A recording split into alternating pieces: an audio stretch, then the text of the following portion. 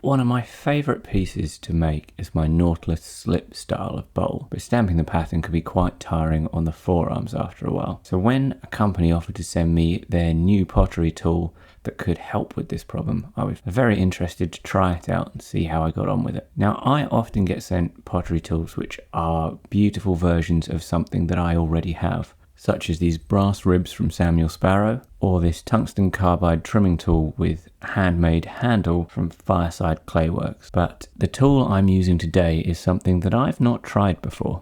Looking at the box, it comes with a UK warning only for those over 18 years old, which is an interesting thing to find on a pottery rib. However, I recently had to give my government ID to view a post on r/pottery on Reddit, so I'd imagine this is just Keir Starmer getting involved in something else.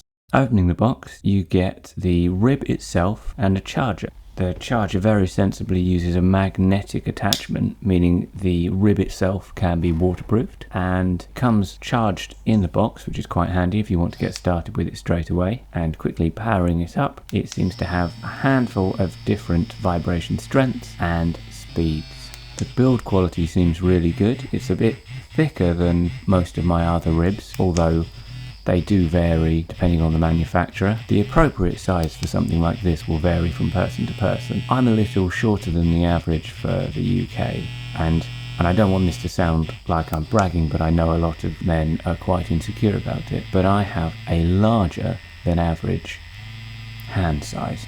So I would say for me, this rib looks to be a little on the smaller side, but I'll give it a go and see how it works.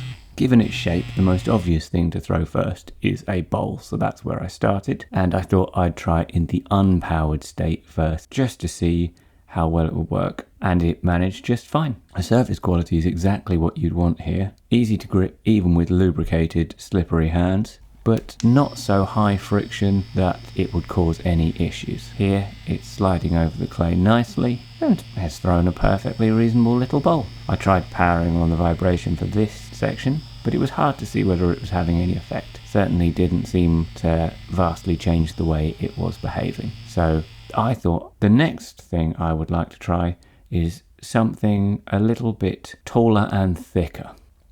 So I threw a little tumbler. Here I'm only using small balls. This is just a test. Obviously, if you were using this thing properly, you could scale up depending on your personal preference. Here I've thrown a small tumbler and I will power on the vibration and see what it does when applied to the side of the piece. As you can see, the vibration is stamping a pattern in it. This is very promising, although you don't have control over the speed. In fact, while it does have some patterns of vibration, the main vibration comes in 3 powers, but only 1 speed.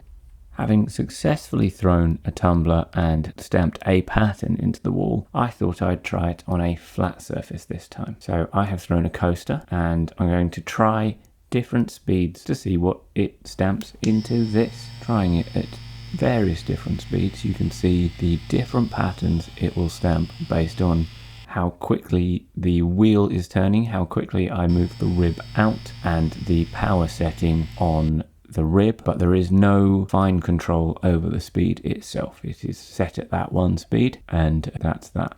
And then I thought with the last ball of clay that I prepared for this throwing session, I would try another tumbler and see if I could apply anything I'd learnt from the coaster to this tumbler.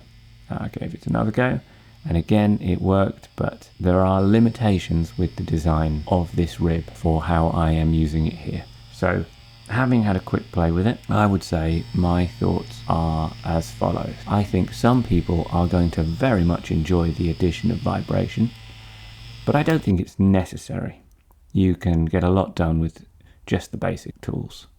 The build quality of this particular rib seems very solid, and I'm impressed by how it feels in the hand and how fun it is to work with. However, I feel the material it's made from is a little on the soft side. And as mentioned, I don't know that the size is adequate for me. I wish it had some control over the speed. So overall, my complaints, and I suspect this will resonate with approximately half of my audience, are that it could be bigger, firmer, and go a bit slower. All in all, a nice tool to work with, and I would recommend trying one.